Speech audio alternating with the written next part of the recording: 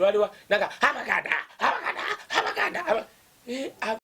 bajinsabideko no leka bali abo bakomba ebigere bagendeyo bakubenze sikola losi kubanga sente zange zatuyonze nzekolera.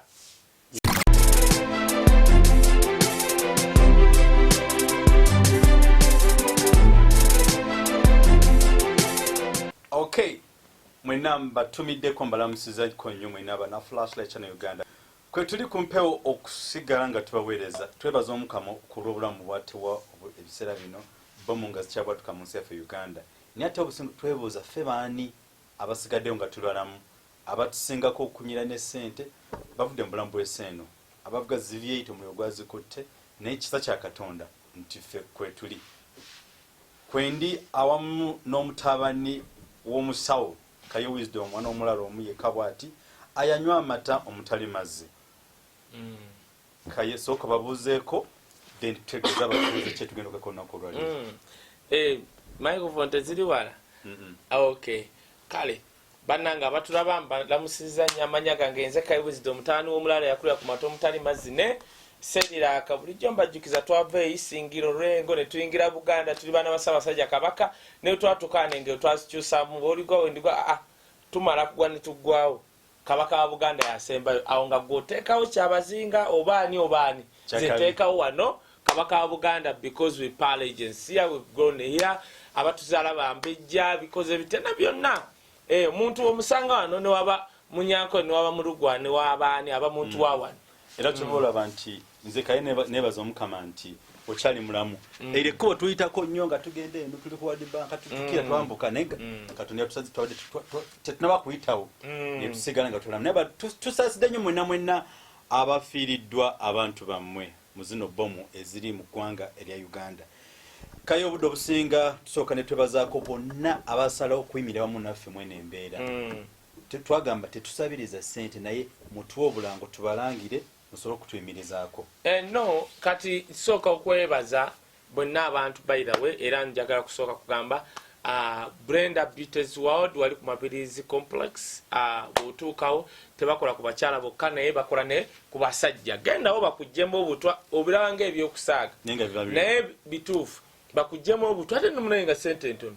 Ekyokubiri genda ogule kasabbuuni n'akasiga akakola ku face yo kubanga bino byolaba buno obuvubuka obweteekawo bwe tugamba nti butubbira abakazi naki akavubuka ako kasobola okukwata emitwalo 5 ne kagenda kafuna sabbuuni nga tebyerusa just nakyo gundi n'akazigo naki omwana naba ng'alabika bulungi ng'alinga owebula naye kumbe nga komando naye era naawe obulamu katono so genda ku Brenda's Beauty World ogendeyo olabe nga buli kimu kyonna kya mirembe ku Mabirizi Complex ojja kulanga buli kimu kyonna kya mulembe n'oba oli Bulaaya ng'olina abaana bo wano osobola basindikawo babbawo bamukyala ono mugagendako ku Brenda's Beauty World.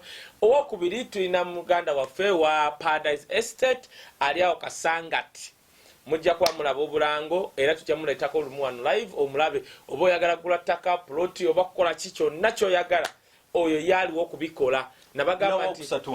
Nabagamba nti no saagala kuleeta wano muntu kulanga byattaka kubanga biri sensitive tuleeta omuntu nga byagenda okulwanga tubimanyi gyebiri tasobola kubba n'oba tomwesiga osologa Kaye mbadde nsaba ogendeyo gwe okole ki obirabe nja kugendayo.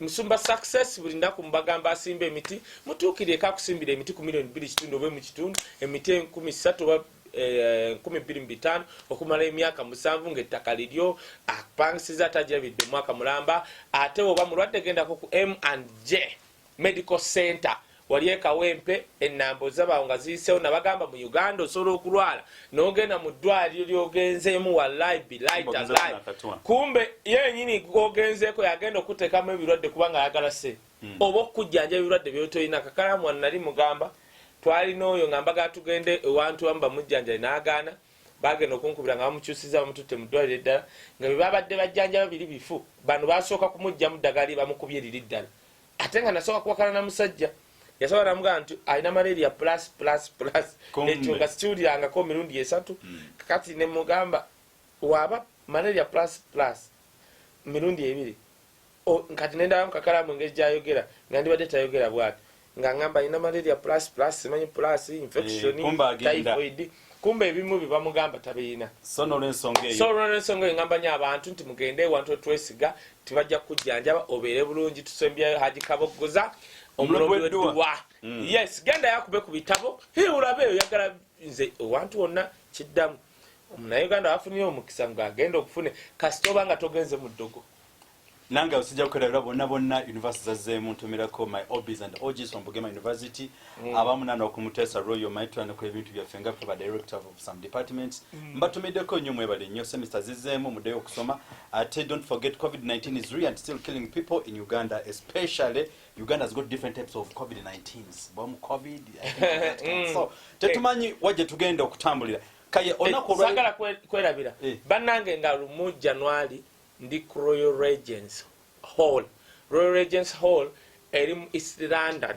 Yes. Njagala okugamba abantu mwenna mu East London nga lumu January mu East London mu Royal Regents Hall ngenda kubeera for the first time bwagenda kubawo fireworks tugenda kubeera nga tukuba fireworks ngenda kuwerekerwako Irene Namatovu so kanzi Famaika Rabadaba Pia Pound yakuba tupate balambera bidde waliwo n'abalala babiri tugenda okusurprisinga tugenda kujja 2 hours ngenda kubanga mbanye ya Uganda jeba netetuka sebo nja kujja nkwogereko ekyokubiri ate 1 hour bibuuzo nsubira ambassador wa Uganda 1 hour bibuuzo 1 hour no 2 hours ngenda zimala nga njogera 1 hour bibuuzo wemara mpita ambassador wa Uganda omwoche kubanga ebimbe njaga omugamba lwaki muna Uganda ali ebulaya alwawo musumba okufuna ndaga muntu ne passport. That's 1. 2 era watajja kubanga asubiddwa nnyo because they contacted me agenda kubeerawo ekyokubiri mu 2026 Uganda waliwo etteeka nga badiaspora balina okulonda kati for this time twakikuba ne tubalangira this time 2026 government of Uganda yakiriza mugenda kulonda buli si gye ngenda okugendamu jakumekinga nga sure nga mpita ambassador wa Uganda mweyensi batulaawo atubuulire lwaki abantu ebizibu kaye anesibu be bamanyi we banagana nga mbalangira ate nze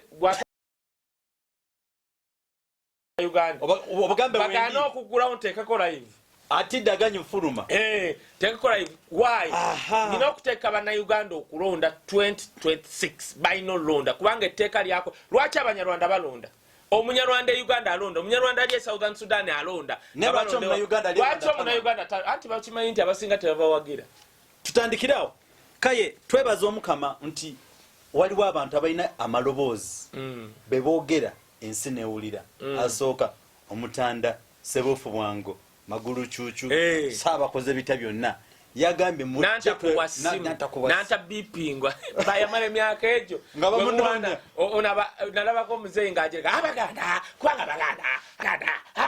abaganda let me tell you nze amwafe muganda but this is what I got to understand those baganda katonda yabalonda you have nothing to do about them okay obafuze emyaka 4 naye look at those baganda they are prosperous they are making it ate bemusinga okugira emisolo okubonyaabonya mwonna mu office mbabonyeza n'abaganda let me tell you kabaka wa Buganda yabalaze mukozesa sente nyingi okugamba abantu begemese kabaka wa Buganda ate musi yeyogera yayita mu Katikkiro n'ayise ekiranga ekyo abantu baali bati kati agawo mu nkubo gagamba miliyoni 4 mu mmeka ziweze zibaku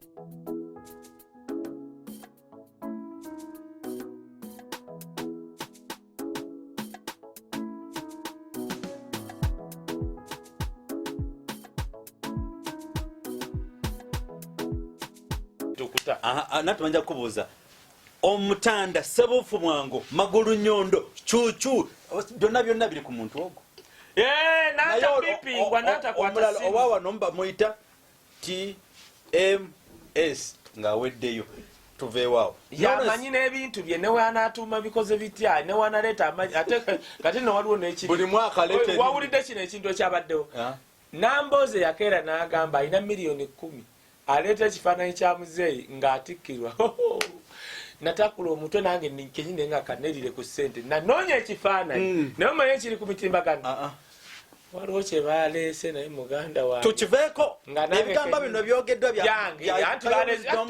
anti MP yagamba nti agaba miliyoni 10 noyo Wood toyagala kufuna miliyoni 10 lwaki waayo kifaananyi ekyo bakireese ekifaananyi kye baleese ebigamba bino ebyogerwa si byange nembagala nnyo. My concern is Ssaabasajja Kabaka yagamba nti mujje mwegemye basobole okututta bannange Bulange yawoomye gemaanyi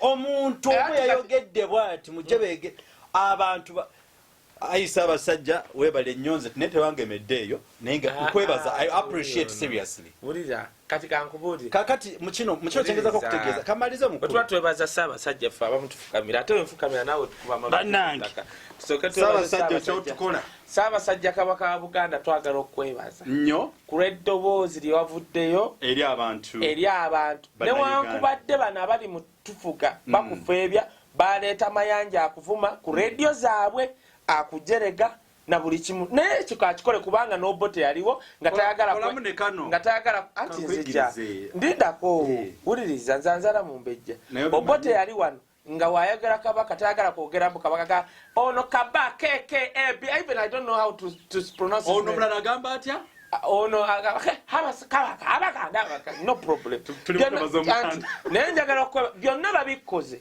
osigadde oli mu kkakkamu byonna babijjaza abagala no problem bakuleetedde state minister wa lands akuvuma ku rediyo zaabwe osigadde oli mu kkakkamu nze nsaba okwebaza osiime okwebaza kwange nti wavudde eddoboozi limu bannayuganda abaganda ne bajja okwegema ate when we talk about Baganda people wetwogera nti abaganda ne bajja tetwogera Baganda people because Buganda abali mu Buganda twalayo abantu bangi nganze ate kati waliwo nno bali abajjidde eddala nga n'olulimi nanka n'abasudani bazze wali okwegema nga Kabaka wa Buganda ayogedde so webale nnyo muzeeyi webale nnyo Kabaka webale nnyo Mutanda ye muzeeyi waawano mwebikakabukasi webale nnyo webale eddala webale n'olulala tululinze oyo ayogereyo kimu nti tutuule Omutanda tweyanzeeke ojja kumpulira bano abava wano awaliwo nno yali asama anti wefukamira konzegana amagulu gagenda kusaba sajja ekka so n'olwensonga eyo zeze ensonga ze tulina okwogerako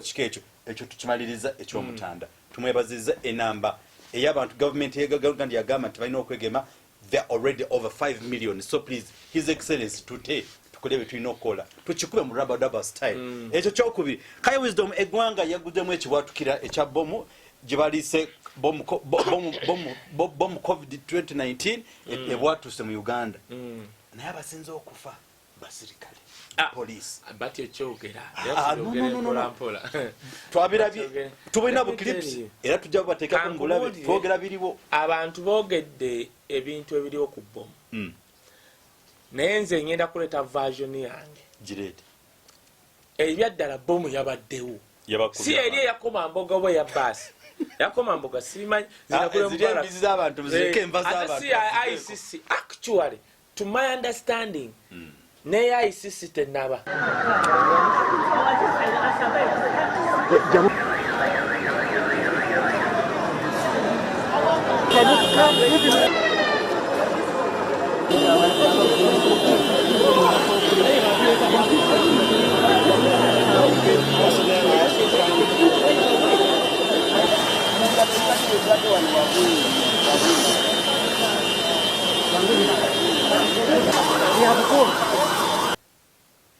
Bungerezo weyatulabula America bitya netugamba mwegendereze enanga nava naga wafe tuli banywevu kati AICC muganda tenatuuka nze mbeera ku CNN nenda basiri yanga bomu ekubye ekizimbe nekikka kiti waliwo ebomu yakuba abayisraeli bakuba bomu flat no bakuba ekizimbe kya Al Jazeera munda wakati kyokka kyekyakka kyokka kati abali abasajja bali confiscated kyensaba mu bijjeemu amalala actually kansoke njogere bwendi kati obutujju n'okulumbiwa kutandisa okulaba mu Uganda bw'oba wafuna obwa komanda oba bwa RPC oba wa DPC OC ng'awufuna not on merit kati otuuse mu katyabaga kokugezesa Bifield Marshal kubanga luli mubadde ba DPC RPC nga mukuba ba Bobi Wine abatalina muntu nga Bobi Wine kesa Bobi nga akola wasanze RPC wa wano ngali ku muntu wa bulijjo batambula no ku WhatsApp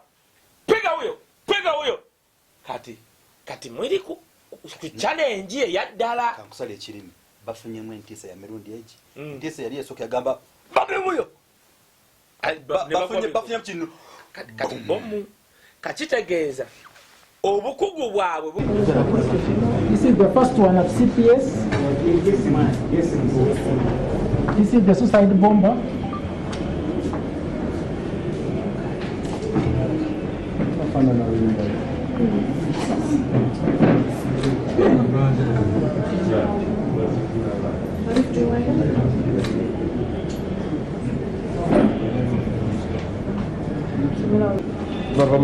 Maybe a fundika. The ones that called red. Oyo alika akamyuka oyo atambula oyo ne backpack ensawo yo ku mugongo kati yatuuse ku motoka za poliisi n'anyiga bomu n'etulika.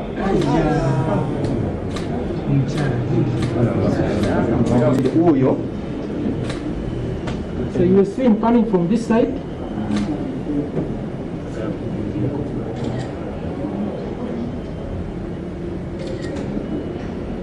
Uyo ajja.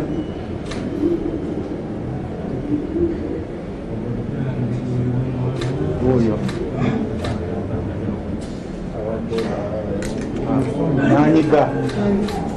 Bugenda kulabika eyafuna omulimu nga tagufunye ku merit eyafuuka RPC nga amufudde kojjaawe oba anti we kubanga ali mu government kati right now ensi egenda batunulira bwati nze nakula mmanyi abantu abasinga okunoonyereza mu poliisi wallahi bilayi talayi baali ba Eastern oba baavanga Teso abo abasajja baalinga bakabi nga bali mu department ya Akuroi negendayo kati olabe anti abantu batuuka banonoomu waggulu wansi ne beewa ebifo oli ava Makerere ne bamutandikiza ku busatu buti fenze nakulira nakikunnyonnyola nti mbega buli ddaala lyeyafunanga yasookanga kunoonyereza musango gumalayo nti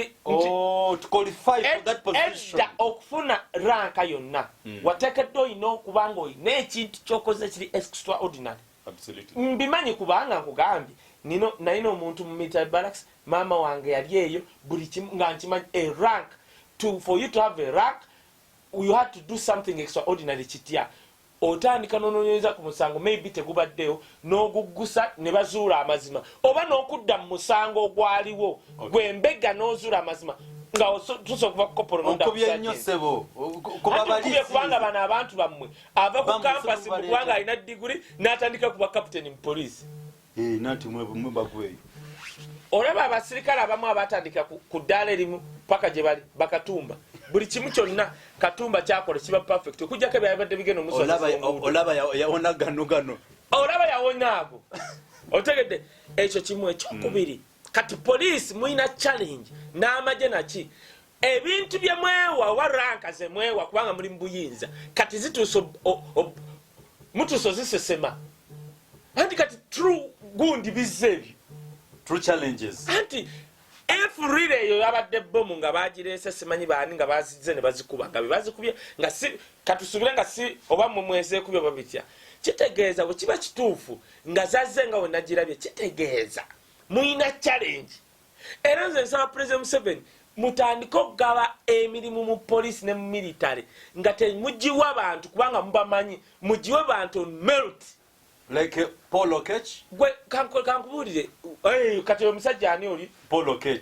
Paul Okech Mogadishu anti kati ekyamukola obubi oyo statement ze yakola ku bantu you cannot come ng'oli wa police n'ogamba abantu bwe muba mujja okwekalakasa mujje ne cases zammwe he lost it there absolutely because a policeman tasobola kwogera kintu bwekityo he spoke out of emotion anti emotion bitya bali excited Mrokwanga mwise simanyi line of Mogadishu aze Kampala Kampala wano tewaliwo bannayuganda bakwata mundu kati wojja notandika okutambula bwe buti kati challenge etandise okujja real challenge now ekyo nkimaze ndoza mukitegedde nti mu military mu police ne mu intelligence mbadde nsaba n'obwegayirivu nobwe okwegayira President Museveni ateekemu abantu on melt. Nemwe munateekamu abantu abakuba Besigye emiggo, Bobi Wine, simanyi abakuba bannakampala, kati bannakampala tebalina budde and butraining. Actually ngenda kugamba nze nagamba ko wa police omuntu minus your gun you are nothing to me. Minus your gun. Minus their gun. Minus their gun. But when you said minus your gun, it's in the talking about yes, me. because about kati now twafunye challenge. Bo video butandise okujja abaana batandise obutemamu bagamba naye kino ne kati kati enanga tugenda omulabira ekirungi kati internet yajja omwana batandise okunyonyera bomu yavuze bweti yakoze kati tebikyali yakulimba mbotadde ekifaananyi nalaba enanga ng'aleese ekifaananyi mbusimanyi baba nabateze bwekomambo gowa nga baleese balinga abaali mu firimu oba yaani ebintu byaleeta kananga kati labona omusajja naye kati ebyo twatuuka ne tubasonyiwa tubalaba bulabi byonna nze nabagamba mwekolekole byonna we mulikoowa mulituviira kati now my issue is why bombing now? Bwe ziba bomu ezo gye ziri ebyaddala kati kati challenge President Museveni gy'alina bwe baba bomu kati bino si byakutwitinga manye biri ebyatwiti oba n'essimu yo oyogera kyonna ky'oyogera noga tugenda kulumba Somalia omanye baganda bafe abachwezi abali tugenda balwanirira those are so easy to alter kati real challenges bwe ziba ntuufu kati otegere kye ngamba ojjukira kye nagamba nti President Museveni wajja ku bout 2026 what can happen nadala omwana mwabagala mwana wokufuga wano mwabagala. Now let me tell you something. No nze nagamba katika nkubuli nze manya amaanyi gajje no muhozi nze agenda kunsala ku regime ya tata nga tabaddeko minister kubange byamaje alagira otegere with that context. The context is njagala okulaba ko General Muhozi nga bamwadde ministry. They should be nice. Yes. Position. Katumba amala omulaba he's tested. Tutegedde waliwo sente zino ezibbiwa ebyo. Njagala kulaba era nchachi demanding njagala kulaba ko omwana President Museveni nga amwadde either ministry ya health ate basorozeewa ne bate ati kati minister ya health nga tabasoma no ati kati minister aba political head no watu ati no tekamu ababisoma nga bagala okubba kati twalabye bya covid bibajja bibba omusajja nange namulabe bajja bibba no leta ababisoma banange mbadde nsamwe naba producer but kaklipa bakakomya ka president yagamba nti no this time we are going to fight corruption. Tota shoyan tota bigambo byo byantama zoro ebintu President Museveni byayogera nga muting nga bwintu papa wachimana bayogera ekintu ekyo kati corruption abaddewo amulwaniride kati nze President Museveni ngatakuwa kunyumya byerwe you know when I was in Rural I mute wachinyumya sinazali bochinyumiza ntegeera no mwana wange asanga ebyo ezembo omwana wange mutera mugundi katuni Tom and Jerry period taina kuwulira ebyo nawe ebyo ngatakoti ateka mga ochinga ngatukuba debate good yes era babuze mwana wange Saimo what do you want to be when you grow up nga alina emyaka yena nagamba I want to be in the TV kubanga alaba tata nga ali mu TV kyeyaddamu nenga ono mwana agenda kuba mugezi now therefore waki bomu zandize mu Uganda kanjogera ekintu kino waliwo kye bayita the power of hopelessness amaanyi agali mu kuggwamu essuubi osoma English the power amaanyi agali mu muntu ng'aweddemu essuubi omanyi omuntu ng'aweddemu essuubi kyasobola okukola kati kankule fe abaana b'abamagye abantu baba balwana nga katugambe muddidde omulabe mumufunzizza wano ng'eri katugambe waliyo emigga nga talinayo wakudda nga mwe muli wano kati mu mateeka agafuga olutalo bw'oba ogoba omulabe n'otuuka ewantu w'omufunza olekawo space wasobola okuddukira. Do you know why? Singa azuula nti talina wasobola kuddukira amanya kati ssaawa yakufa asobola n'okugjamu in the middle of the war ate ne mwekanga ng'abantu abadde 10 babakubye mwenna naye ng'afiiriddemu bayira wasobola n'odduwangula ate omuntu atalina ssuubi asobola okukola ekintu kyonna kubanga taba na ssuubi. Preach the power of hopelessness amaanyi agali mutaba na ssuubi bakubira ebyessuubi naye amaanyi agaba mutaba na ssuubi omuntu kati kankubule abantu abafuna siriimu edda ng'agamba kati sina kyakuzzaako ng'asobola okutabaala nga wakola ki bano ba Moses supercharger Moses ona kati ali mu campaign za sirimu yajja n'ayogera eki n'agamba naye n'ofuna sirimu era baganda baffe tubagamba there is a life after kulwala. Yes. Positive living, that is one. Two, bofuna sirimu n'otandika okutambula bw'otyo ng'otabala ogenda famangu kubanga osobola okuba ku sirimu wo ng'eri ku level 1 n'owegatta n'omuntu ng'alina sirimu ng'ali ku level 4 nga sirimu wo w'amaanyi kati olaba wogenda ogwa mu bizibu. Kati luli abantu tebalina ssuubi ng'agamba kati ngenda kufa kikyenzizaako tewali kyekiri eky'abasirikale bwe muba muli mu lutalo nga mulwana n'ejje eriveeri mwomba mulaba mugenda ddikuba nga mulifunziza mulirekawo gaapu y'okudduka musobola n'ogyogera either you surrender oba mudduke muti otherwise omutakikola basobola obbakuba mune oli abasajja gwe mufunziza aga kati sawa yakufa asobola okuddya bomu n'aziteeka wano n'agamba mpanise nga mumulowooza awanise najje mumuntu mugenda omukwata n'ebyaba bomu kubanga abasitegedde wali agenda kufa ne mukwata mugenda mutta kaafeeko ne baafa nabo amaanyi agali mbutaba na ssuubi.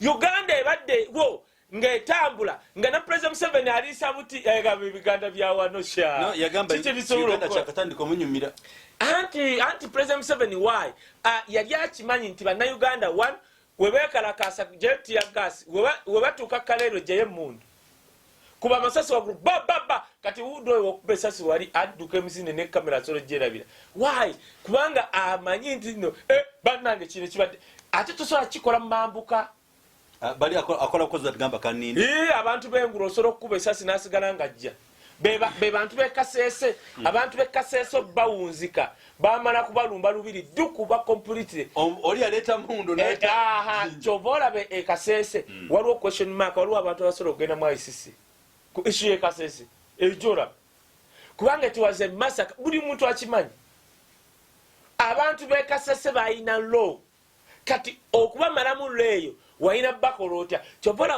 waliwo theory egamba nti waliwo abantu abamu mbu bagamba abantu b'omumambuka abo konya agamba mbu yesi yasala abantu ekimanyi emirimu egyo kati you have to find out ani yasala emimwa waliwo omuntu yali agala leeta ntiisa oba those things are so sensitive naye tulina bimanya nga regimu evuddeko the truth either bakoni balimba oba the truth is konyi yaliwo n'okuwamba abantu abakazi bikoze bitya naye waliwo byeyeegaana omweni gyali yes omweni gyali mu ICC waliwo naye byeyeegaana n'agamba naye ebyo nekino si kyali kyaffe kati question is kyavaawa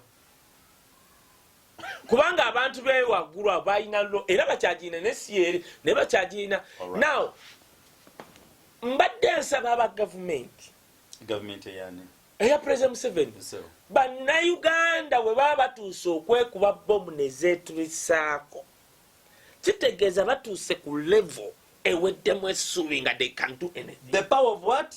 Hopelessness.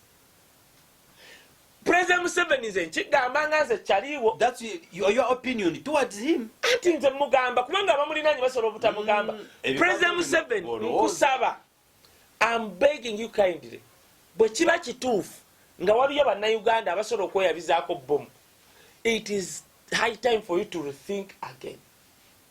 It's high time. Bino si byakusaaga kwa kakati ezo bomu waaba oyeeyabiza wali watali bantu what do you expect? Kubanga kakati kakitandise tekibaddeyo kakitandise. President Museveni it's time to rethink. Bino ebyogamba mbu abachwezi mugenda fuuka wano emyaka 12 ebyo goloza kinagamba oli oyogera bachwezi. Why are you saying bachwezi? Woba ngamba bachwezi bali so special lwaki omuchwezi si yasooka okuba president wa Uganda? Why? Because we have to ask ourselves why.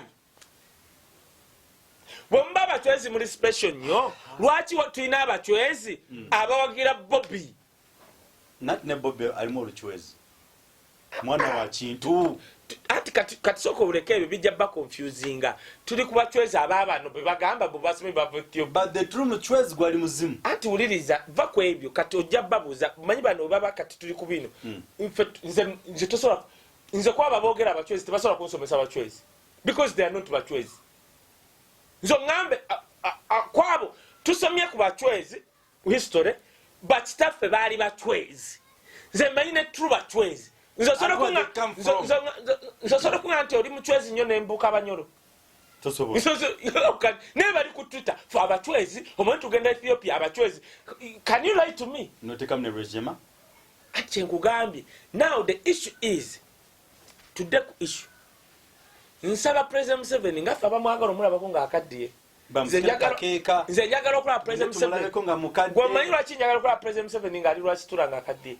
Njagala alabe ku the true Uganda, a Uganda which would have been a better Uganda, a Uganda Munnayuganda walwala n'agenda mu ddwaliro nga teyeeraliikirira nti n'okugjayo omulambo gwa taata wange bagenda kunsaba ssente. Njagala kulabako President Museveni alabe nti okuyoola kasasiro e Kampala tekutwala biliyoni 10 z'empulya kasise zeetwala. Ne Uganda bagibbye. Njagala okulabako President Museveni ng'atudde wali nga waliwo abazimba channel nti bino byagamba mu channel ye Nakivubu ng'omwana ajja n'amulaga nti ffe channel ze tumanya batambuddeko kye bayita channel muyitamu n'emmotoka wansi eyo. Njagala okulaba President Museveni nga ali lwakitula nga tumulaga nti buli kizimbe ekizimbibwa e Kampala kirina okubaako ne parking wansi naye ne muzimba genda olabe High Court wali High Court egimanyi wali ku gundi ku State Square ze bazimba ezo ebizimbe wansi tebirina parking. Nakyewunyiza Nakambe naye bano abantu tuli kuki? Are these people Ugandans or not Ugandans? Ugandans, they have got power of what? Ati kati otosobola kuŋŋamba nti oli mulamuzi judiciary muzimbye ebizimbe bibiri mu lujja. Yes. Ku this generation temuzimbyewo parking wansi. Kale ati simwandi gikoze waggulu. Sente bazirya. Bano abantu balinga abakola gadibenga lye kubanga balinga abalowooza nti nno bagenda kudda mu nsi yaabwe. Era nze omu ku batandise okukkiriza ti abantu abamu abatufuga wano si Bannayuganda. How can kubanga kati tuli mu city center muzimbye ebizimbe bibiri ng'ekkooti. Mwandibadde muddira ebizimbe ebyo ku lwajjaamu parking ataliiwo ne mubikola parking wansi. Genda ebizimbe biri mu Kampala kubanga byabwe oli abizimba kiro bidduka tekuli parking. Kwaba manti webigwa nabajja kwa bagudde. Kati President Museveni nkusaba nze ng'ayagala okulaba because nze sisobola kugumiikiza President Museveni nga bamutadde mu kagulinga ongweni. Yes, because you were at one time our inspiration. You were. Now oba wali obaddeko omuntu atu inspiring nga kyafa leka kale tuyimire ku ekyo tukulabeko ng'oli lwakitula. Nkusaba President Museveni bwe kiba kituufu Bannayuganda batandise okwetulisa nkwegayiride President Museveni rethink again. Absolutely. Kitegeeza Bannayuganda baweddemu essuubi. Bw'onyigiriza omuntu nze nalabako Munnayuganda yava ku mabirizi omuvubuka n'agwa ne baseka teri president teyawandiika kubanga he thinks is a king here. That is a total lie okubanga weerimba. Yep. He thinks nti omu we yeekuba teri mulala. Okay. Now nze nga President Museveni nze asobola okubongako naawe at one time I can tell you rethink again. Rethink nti Munnayuganda waaba yeetulisizaako bomu n'endala neevuga ne bakwata omupoliisi oyo omulala. Nkusaba busayi President Museveni rethink Uganda jedda. Rethink mutuule ne bannammwe. Omanyi kye nayogera ne ngamba olaba President Museveni ng'akomyewo kalu 2026. You'll be my witness nsaba Katonda bulamu. Kitegeeza muwoozi tali bunyaako kalulu. Waliwo abantu abalowooza ngaffe ti muwoozi yandize neyesimbawo ne bandimusinze n'abanga kinyatta e Kenya. Let me give you an example. Gaddafi yafa. Omwana we ne bamusiba emyaka oba 6.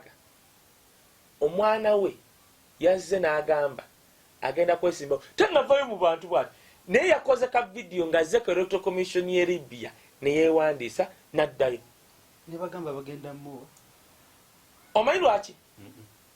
Bwe babalaabalamu Gaddafi gavumenti ya taata w'ono omwana wa Gaddafi ne babalamu ne gavumenti gye balina bana Balibya bala baga munedda katuddewo omusajja. Gaddafi yali better. The question is, mwabali wano abeewaana nti abachwezi musobola okuvaako ku buyinza abantu ne bagamba tuddeyo mu mmwe? Lwaki olowooza abantu beegomba Obote? Lwaki beegomba Amin? Actually so Obote abantu bawano beegomba nnyo Amin. Kyokka nga mmwe mufubye nnyo okugamba Amin nti yali musi kyetutawakana. Ne why eba mbeera nti Amin however byagwawo okutta abantu naye abantu balinga basanyufu mu nsawo. Omuntu kasita abanga gavumenti tagiwulira mu nsawo. President Museveni, I beg you. Abantu nze manyi abakulinaanya abo bakutya nze mbaddeko wasale nga ndaba abantu teri ayagala mugamba buli ali wali amubazaako ssente. President Museveni, I beg you. Bwe baba bannayuganda batandise okwetulisaako bomu wallahi billahi talahi si be basiraamu be mugaba rethink. Uganda esobola okuba teri very far away kubanga omwana alowoozamu n'agamba kozi nsomye sisobola kudda wa taata wange sisobola kukola ki nanoonya kyonna ekyokukola ne kibula. Omwana oyo ogenda mu containing oti bye tubagamba mulina kampuni zammwe ze zitwala abantu e Dubai minisitule agenda ze yawa naye bababba abaana bababba. Mufube kye mukolako muganye. President Museveni rethink. Kato kyali mu comfortable zone. Bw'oba obadde olowooza Bobi Wine is a threat to you kati ofunyaawo. Kwali luli kibadde kyango kya Bobi. Ne bw'otandika okufuna abo baboma simanyi boma. Ebintu bizibu Bobi bomu. Kati kyengugamba nti kati ye Bobi teyagamba mbu batudde ku time bomb. Time bomb. Lugana simanyi video time bomb. Time bomb. Time bomb. The President Museveni. Kati bino tebiri mu cabinet omugambe tulabe. I can't. Kana maguna ega kabaka wa Buganda yeka. Okitegete kyenga kitegete. Kabaka wa Buganda yeka gati. Go family. Atenze benfukamile ngamba mufukambile. Nkusaba busabi President Museveni no bweto waze. Abakulinaanye basobola okuba abakuwaga. Era bakumanyi okuwaga. Kumulimba. I think wa abantu essuubi. Kera kumache ogambe mbusi banani. Sikomawo 2026. Akyogere kati. Nkumbera pressure impitiddeko nkivudde. Ali okale twamuko. Tugenda muzimbira mashon. Rawlings owa Ghana yali mubi nnyo. Ndoza nga tamanyi na President Museveni. Nakeera nakkiriza embeera naga mumanyi. Tetubadde na bisanja mugundi kambiteeko n'abiteekawo. Nafuga emyaka ebisanja ebyo. Nakeera naga bannange. Kanveeko abantu bamusonyiwa abeggana. Era n'Obama yajja muzika, if I'm not mistaken. Obama yajja muzika, Gerald Rawlings yali mubi nnyo Ghana. President Museveni mikwano gyo ndaba ono president wa Ethiopia. Simu mitani. Ayogeza Malala alinga bawa Tigre kye bwafuuse. Ate nga kyali kyangu nnyo Abatigre batandikanga abasagane bagaba naye omusajja asibye emmere aganye emmere okuyingira ne waffe Tigre. Omusajja n'aba n'amalala era amanyi nnyo okutwitinga ng'abawono bobalaba n'amalala ge kati obutigre bwajja ne bumukuba ne bumujja mu Tigre ne buwamba n'essaza eddala bulamuza Addis Ababa. America yagambe tujja tu.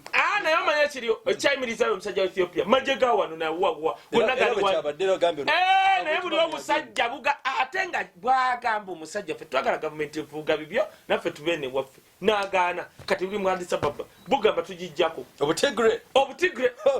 Mbadde nsaba mwabatufuga ngawe mwali mulowooza ng'oli prime minister wa Ethiopia yali alowooza nti kizibu nnyo bali abasajja okuva eri okuwamba kaakati yeyeegayirira amagye gaawa n'olwanda wa okumubeezaawo. Mbadde nsaba president twagatutuke mu mbeera eyo. The power of hopelessness can lead to someone to do what he wouldn't have done. That is your personal opinion. The power of hopelessness. No. This is a reality. Byange. Byanjogera si bya Kai Wisdom Company, si bya Flashlight UG, si bya Point Media. Byange. Mbagamba nnyo ne namba yange eri 0704 439 0701 49 40 39. Call me. Don't call these people. Zenja bagamba bali baba batwala. Bana abantu abawagati bali bawo. Amanya agali mu muntu okugwamu essubi asobola okukola ekintu kyonna goloza abantu abali tosobola kuŋŋamba nti Uganda tufunye babuma simanyi bani suicide bomber. You can't tell me. They have lost hopes in their... Sisobola kutuula wano nesitalabula President Museveni. If Uganda has suicide bombers, nkusaba President Museveni n'obwetowaze. Rethink again. Give people hope. Give people hope. People are becoming hopelessness. And waliwo amaanyi agaba mu muntu okugwamu essuubi omuntu waggwamu essuubi asobola okukola ekintu kyonna asobola n'okugwa mu kayu ng'amanyi mwagenda okwekwe omanyi nti omuntu waggwamu essuubi nga mulumbye wano n'agwa mu pitiratulini n'agakangwa mu pitiratulini ate sinaasurvivinga. That's what they think. Anti ye ng'amanyi ate naye wagwa mu pitiratulini ng'amanyi we wali essuubi. Be nice to each and everyone. Nkusaba President Museveni rethink again. Okay. Kyekireetedde mu Uganda okuba mu ba suicide bomber. What could be the cause? Why? Nga tekibanga nawo. Why? Okay, tukole betu tukayi. Singa ezo bomba simanyi bomu za naleero zibadde mu mambo katandika baleka bazisimbye. Abaleka bazisimbye. They are germinating. Naye nanga natulaga ka video ng'obuli asimanyi atambula n'ensawo. If that is true, nakuba naye tulisa. Nga si Muwarabu. Nene, simple question as your personal opinion. Do you still think nti mu Uganda tulinamu machines that detects bombs? No, twandibadde tulina ku ssente z'abantu engeri gye balyamu ssente gye bazibba ogula ebiki. Kale n'ekisemba kweno gundi ya bomb. Ochalowooza nti Munnayuganda ayina trust in this country at this moment? I don't think. What could be the cause? Baweddemu essuubi. The trust ebula. Dr. Kankubuudi, teriyo muntu asobola kugenda Mulago. You go there. Teriyo muntu nagenze nengula amasannyalaze ga mutwalo ne bampa unit 3. Leka naawe. Emu 2 3. Babba buli kimu. Nkugambye umeme y'abaani nje kulaga manayini umeme bitatu gundi ali Patrick bitatu oba ye bani manayini umeme. Awo tetugenda yo. N'olwensonga mwena babadde unit ezo ogula data wa mitwalo 5. N'ogula nga tolina kyo downloading ne bagamba mitwalo 5 ng'oguze GB 2 ne bagamba 2 GB zige nga tolina ng'oli ku WhatsApp. And no one cares. It's okay. Mumuweereeyo nga mwefudde nti teri abakwatako anti muli bachwezi. Simanyi muli kintu kimu kyeŋŋamba bannayuganda. Abatubbye wano they are not westerners per se. Abatubbye batubbye. Era njagala obajjukiza as a westerner bantu bangi bali mu western region bannaku bazibu bakopi. They are struggling to make a living. It is an assumption because it's my obligation to tell Ugandans. When mwagala okulaba obwavu obuli mu western region mulindeko mwako kujja ngenda kuletanga wano video ngenda kulegana ngayo nkole zi interview. Nga befako osanga omusajja omunyankole ng'ali mu nkola bulijjo kibagamba nga weerera mwana we ku campus. Atunda busa. Abatubbye babale bebewe emirimu basenga wasenga kojja wakojja because of it. Era mbalaba n'emmotoka zaabwe za V8. Nga tunakunzika. Mbadde nsaba soko nkoleko bannayuganda bonna abali mu Uganda n'abatali bannayuganda eri mu Kubyalugaba agenda cooperation. Mbadde mbasaba bannayuganda mwenna oba owulira nti olina omutima owagira enkyukakyuka oba tolina toli muwagizi wa nkyukakyuka pe namba ya Byalugaba ginoonyaawo no. Okay.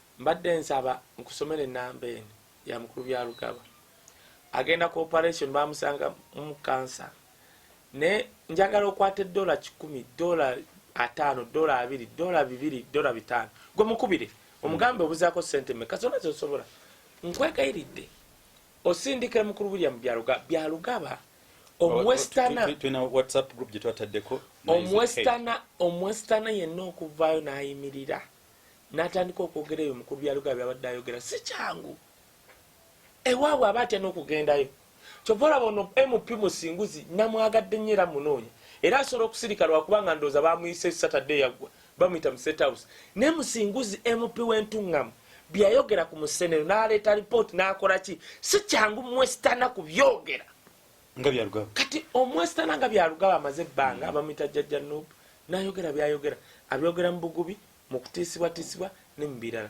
nsaba owandiika ennamba eno mukubire namba ye erina ku WhatsApp musindike WhatsApp mugaye njagala kwogera naawe omusindike ekyoyagala kyonna bambi agenda cooperation ennamba eri 0772 98 09 33 ye mkuna 0 musanvu musanvu 2 9 8 09 33 namba ya mukuru bya Rugaba nkusaba nga nkwega. On top of that nemba kwa nemba gamba kitwasazeewo okukola nga management eri ku kino ekintu okujja mukuru bya Rugaba nti WhatsApp group gye twatandiseeyo bonna buli nti you're not comfortable with it osobola okuvaamu without any problem. If you have your contact tubataddemu, kindly call Mr. Rugaba 0772 980 933.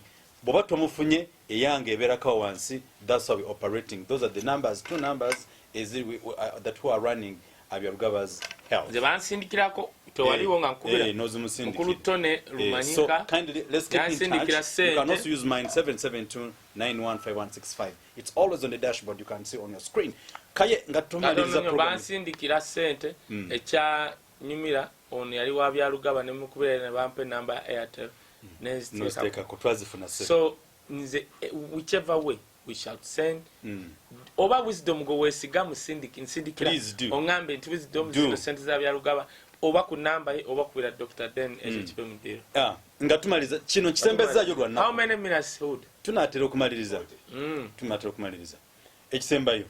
I was so surprised okulira omuntu akogerako ebigambo nga sibi kulwange naluza sibituufu ate nengamba bituufu nengamba kamako nanyini kabigamba kwali gwe bayita eddi bikoze bitya nange sima oyo Eddi Minyonyo omanyi kankubulire sijja muwanyo mileage kanjogere bwenti bannayuganda mwegendereze nnyo abantu aboogera ku mikutu abamu bakolera gavumenti eno ate batya okwogera kugwa abakolera gavumenti buli muntu yenna eyakyaza Mama Fina nga buroge bwefu akolera NRM Eddi yamukyaza ibuna bulawo pengu buki ekyokubiri waliwo abantu abatandikira ku mazima naye nga sente baali banoonya sente bazifuna si kituufu oyo Eddi Minyonyo gwe nawulidde azunga agamba 1 nawulidde mbu yaŋŋambye mbu ayagala nzire bye nasoma mbiteeke kuno. No, there are people who love to open their nakedness. Kati naye nze actually anyway yayogedde ekintu ky'obusiru era banange obusiru n'oba osomye kuba mpulira yayita engineer. Let me believe that nti is engineer. He's an engineer. Ne oluzungu babinsindikidde byewandise ng'oluzungu lwa kisiru. N'omwana wange wapiwa ntasobola duwandiika mbu ali musudde. Very poor grammar.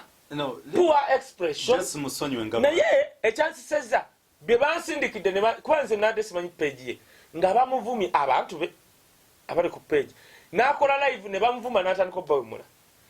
Naye njagala oppaga abannayuganda bajja tutuma ebintu bingi bajja tulowooza ajja nakuvayo agambe nti ndi nakwata omwana nakolaki ekisooka oyo omukulu saagala mwogerako nnyo naye yagambye ekintu nze ngenda Bungereza kola show kuko nga January gyeŋŋambye naye yagambye mbu yanfunidde visa ngenda Bungereza waliwo omukazi yamuwa sente mbu anfunye mbu ngende mwebakeko.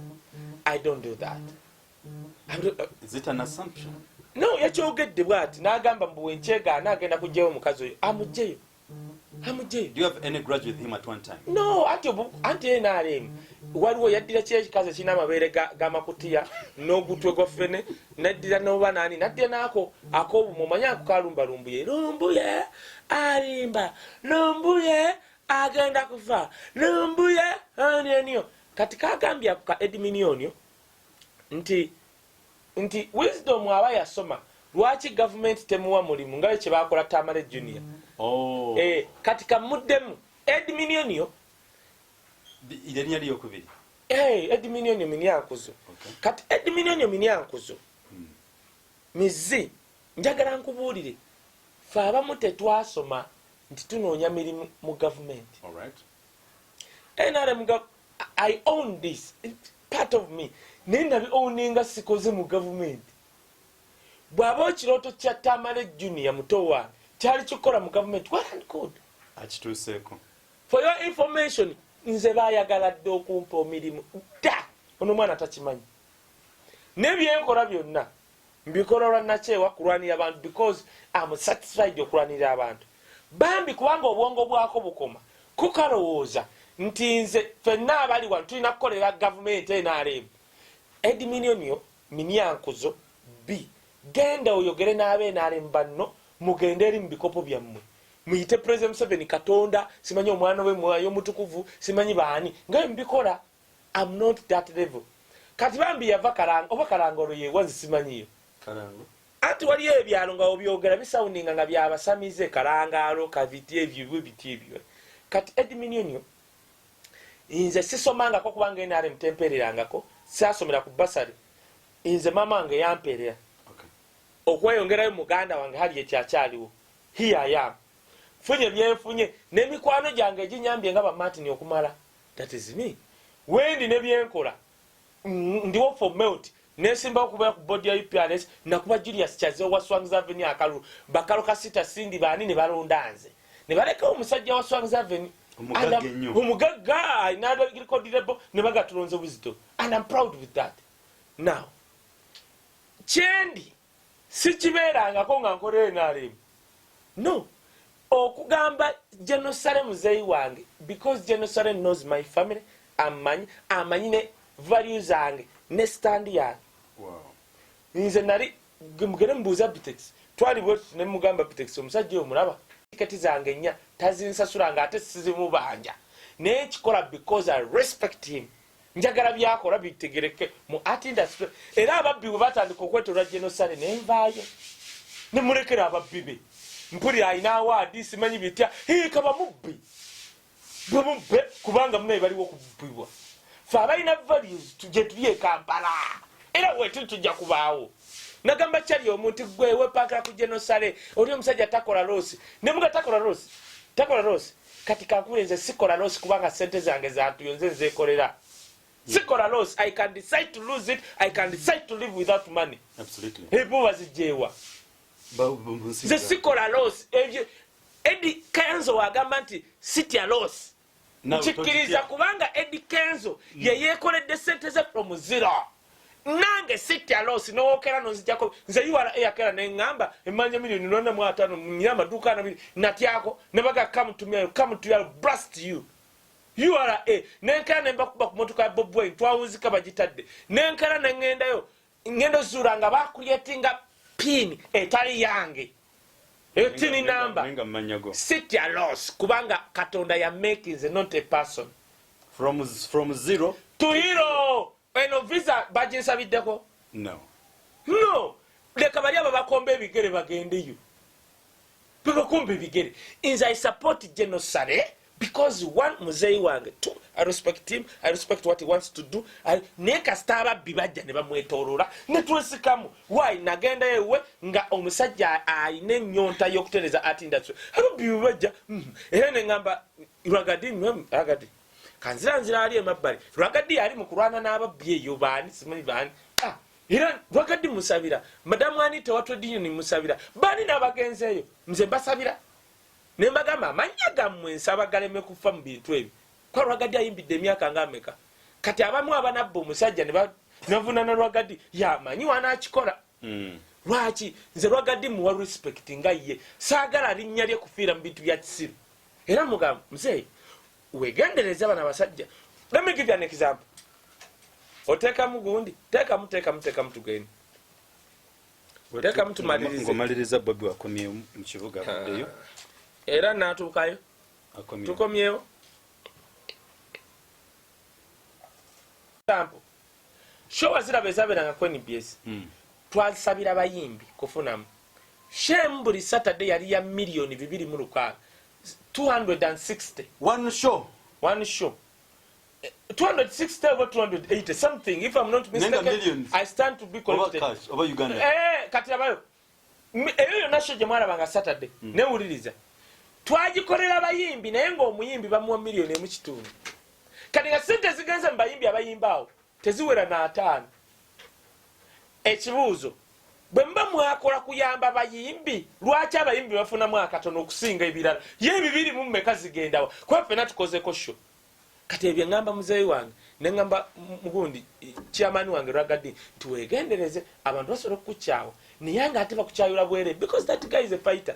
Yes, asobola kubanga ina weaknesses naye Rwagadi ina byakoze kati naye wajja neyetolola abamubuzabuza n'ababbi erinnya lye lisobola okufa kati oyo Edminionio Minyankuzo tabitegeera alowooza ffe tugende wasale mbu tunoonya future let me tell you nagamba genosale era kankiddemu gwe Edminionio Minyankuzo kitegeera tinze bwe banzala fasti nga nakufuluma bwe nti mu lubuto lwa mama wange ng'olaba omwana ne bamusiba akasuuka bansiba akasuuka ekyaddako after kasuuka kunyambaza bugatto bwe buti ekyo kiri kyerabira kubanga wali otegeera no mama wange yaŋŋamba nze bayirawo abantu merinnya wisdom bamputa wisdom kubanga jenve waffe eba vi oli yali yetegese n'obugatto si zino engatto zammwe zino ezakafankunaali obugatto ne babunyambaza kati badokitaani abali emmenga abaga omwana ono abakungu bamwambalizaawo engatto nga bakamuzala ofcourse abasawo bakula mbalaba nga bobyogera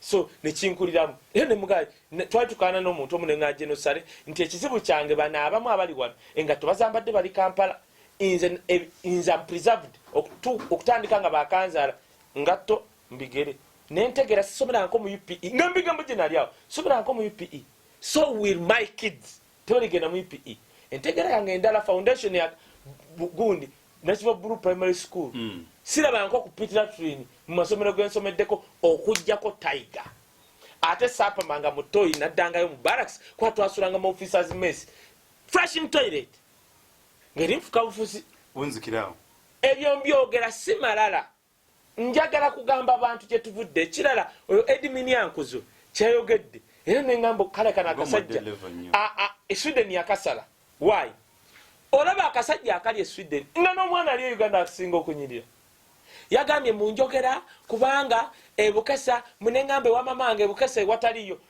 gwe obadde ogana omusajja abeera mu America wano si kituufu layira oba kikyamu njogedde naye kati omusajja agambye ati omusajja ono nali mumanyi gwe tomumanyi naye akumanyi yabeeranga obukesa omanyi lwaki amumanyi fulaati zonna eziri awo zizze eyaffe weeri gwenga ku restaurant ye simanyi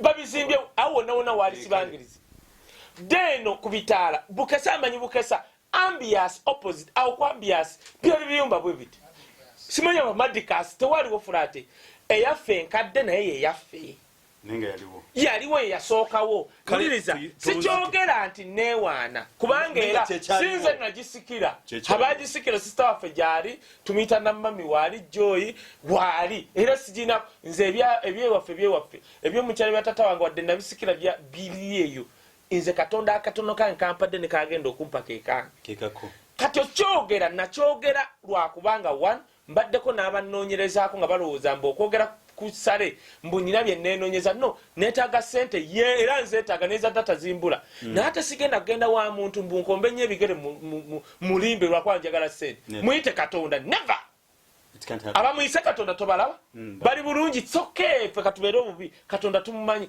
kubanga nze katonda yamekinze okutuuka wano kyakabi kakati okwogera ewaffe kyali nti baŋŋamba mbu mpoggana nnyo mbu kubanga ndi mwavu konze wait a minute abampito abaavu bakajja bali babisaati baali eri mu bulogo bakajja kanne njogera gyenva simple as that muganda wange sikakateni egundi ziyingidde otegedde kati sikyogera nti neewaanira ku bantu naye nayagala okulaga bano abasajja abatufuga nti tetwogera bye twogera kubanga twali bannaku na bakopi Bobi Wine byayogera n'olwanirira abantu gwolooza Bobi Wine ayagala nnyo ogenda mu mambuka eri mu kalo yayagala nnyo ogenda mu maleewo embaale gwa maleewa wali ogawuliddeko kyebangezako kugamba Bobi Wine wagenda mu maleewa n'agenda mu mambuka gawamanga kyennyanja gwabimanyi nakulandya gwebaga ebyennyanja sibimanyi nate mbadde njakobo kyenkugamba Bobi Wine bwagenda mu maleewa tagendayo nti naye ayagala those people to be better. Bobi Wine ogenda omukwatira gasi baga Bobi Wine y'omu ku bantu abakuze ababeera obulungi ku bannayuganda wano. Bobi Wine ayina ewantu n'ennyonyi egwawo yazimba ku mazzi olaba bonna bonna abaguze proti ekololowa basula emitima gibakukunadde waayi bamanyi proti ezo ezisinga babbanzi be. Bobi Wine waguze nga tulaba. Just be fine. Era yes wayagalako abaana b'okugenda ku swimming pool abatwala ku pool yewaabwe busaabala. Wayagala helikopita egwa mu lujja lwabwe mbuulira bameka balina olujja enzigi ezigwa mu helikopita okujjako ze babbye obubbi kati. they will just have to be nice. Kyekugamba kati Bobi Wine alina obulamu obweyagaza. Lwaki yandigenze Mambuka? Lwaki yandigenze Mbale? Why? Omutima gwe kulwani ya muntu wa bulijjo. So dukayo wisdom. Nandibadde wali bukesa waffe ku flat nga ntudde nnywa ka chai. Keni akimanyi twatulanga nga tunywa chai. Nga tulumya ne TV ne tugiteeka tulabe firimu waggulu. Because nga tubeera waggulu. Twalina ku bulamu. Kati oyo Edminionio Minyankuzo. Musonyiwe. Bambi. Obulamu bw'obusajja obwo bukoma ku President Museveni nakubeera bumbega bwa government. Just forgive them. Era ngamba abantu mubwegendereze. Buli muntu, why do you watch such stupid people? Kati aba bantu bali so dumb. Actually kanjogere kino. Ngowunzika. Edminionio, you never be me. Even on your best day you can't be me. Nakulunakulu olwakabi. Olwakabi obambaga, you never be me. Because you are like this to me. You are so small to carry wisdom. Edminionio, Edminyankuzo. Tolibeera nze kubanga nakulunakulu olwakabi. Tosobola kunenkanako wakkoota. You never be me. Nawulidde ogamba mbu nina emyaka simanya 3 nze Novemba wa myaka 5 I'm proud. Nebinnyonnyola dda nembagamba visa yange yasooka lwe nasooka otambula twakyusa emyaka doki obimanyi buli muntu yenna ali ebulaaya yagendanga mutobi olaba bantu balimba kati fe batambula nga timu senior firi balina tulimbira era nze sikyusanga myaka and I'm proud newemba n'emyaka 5 oli wampita wata fe wano mu Buganda omuntu okuga nti oli muntu mukulu oba proud. That's absolutely kakati now gotegete kyangambe musajja ono kiwulidde so Eddie, you never be me. Onzike ng'omugamba The life I live and the one I'm going to live, you never be me. Forgive him according to his understanding. My goodness. Nze nembere Uganda nga n'engalo ziri bweziti ziringa Silver wa Brenda Gundi. Ziti zikwate nako ziringa za mukazi bakazi bameka boleeta wano. Gwe genda obuze ku girlfriend wange. Genda obuze ku girlfriend wange omubuuze. Kaye wisdom bwakwatako owulira otya. Zino engalo. Njagala ntuke you can't wagambye nti n'oliwo omukazi simanyi omukazi. Njagala ntuke you can kwate ku bakazi 10 bakubire simu bagambe engalo za Kai Wisdom. Emibiri gyaffe tegima ogiteeka wali n'oteeka wali n'okuwa Natasha n'okuwa Wisdom akulira mu State House. Katonda atuwadde obulamu bwe bakubina bya President Museveni byagamba freedom. Ffe tutambulira mu peace. Katonda atuwadde obulamu obweyagaza. Owulira kwe kyengamba. Mbuulira wano. First family wesobola okulya wesitasobola kulya. Mbuulira wiya. Mbuulira nti first family esobola okulira ku Hilton e Nairobi nga sobola kulirawo. I can book nawo gye babookinga. Batulayo n'otuulayo. Musajja kati labayo nakatambula ensi 22 nkoma wano n'enjoga njagala oyo Edminionio naye ajje. Nindake Bungereza ngenda kudda ate male na challenges ngenda mu Sweden nzija Sweden sawa yonna Sweden nzije nonye Edminionio naye bamuyite anya challenge him njagala nkole show naye agikole njikole gwasula munjaga mukoleko competition nalwo ensonga tuzo kasukawo n'omwana omulala omusajja gakumujja mu mbeera naye kaye kusaba kintu kimu nti omusiru takusirwazanga musonyiwe mu ndowooza nedda bwe kankubulire I'm not so easy to be offended. Zarawo okuba zarawo. Kati obuvubuka obulaba. Mbuwonya bannyinaffe bwe busobola kuula. Baliwo okuula bannayuganda nawulidde akagamba Mama Fiina ne muteeka ku muvubuka n'amukuula $28,000 bwe buto bweteesa. Kati mbuwonya bannyinaffe bwe busobola kuula. Kakati nze I'm not easily offended. Olaba waliwo kye baŋŋamba eggu n'entunira yakingamba ne muga you can't arrest me. Yeah. So for that reason, we love you so much. May the Lord even Father bless you for us and God protect you for your health. Those people are still in fear for COVID-19 at the same time the bombing action that are taking place in Uganda. Tubasabire ate tubasaasidde mwenna abafiiriddwa nefe abatafiiriddwa baffe tulumiddwa nti mubadde bakutulonda 2026 kikiyinza okunnuma naye kale Katonda ow'ekisa abatukuumire naye nga temwerabira mukulu bya Lugabazi Health ate temwerabira okusigala nga mutuwagira temwerabira okusigala nga muwagira omwana omulaalo Kaye Wisdom ate n'okusigala nga okugola zino channel zaffe bina biteeka ebigambo bya authentic because kyetumanyi byetogerako tuba with the evidence nefe tetuvuma tetuvoola era olaba oli tumulumbye ng'omanya oyo twamugumiikiriza ebbanga ddene ayitiriza mwakambabuulire ffe twali tetwogera bwe tuti nze beewunyiza n'abantu abamu nga pasipoti yange mulimu evangelist nebagamba mmwe ffe twakulizibwa mu ddiini ffe naye lwakubanga bano abasajja bwe baagala otufuganga pitiratuni ze baakuliramu tulina balumba mu kika kya pitiratuni kyakabi rabadaba style kubanga ono bakubanga gwe alina flashing toilet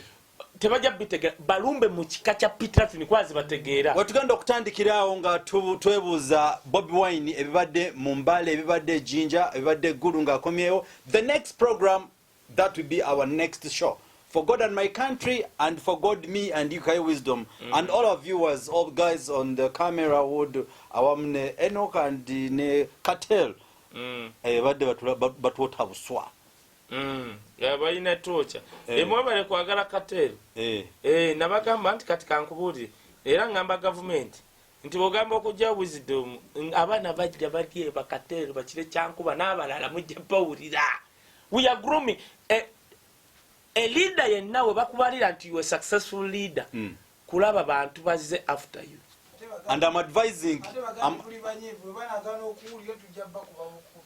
and nze nsaba kaye nkyogera as ng'omuntu omwivu mbadde nsaba mwena abakulembeze abali mu nsi yaffe Uganda nga tonaba kuva mu bukulembeze Kampala yali Kampala city ng'ojja mu bukulembeze njanga tonaba kugenda lekako ekibuga ekipya ko tunakujjukirira okwo tukiwe amanyago nga n'ekyembala akiganye bateeka mu ntwe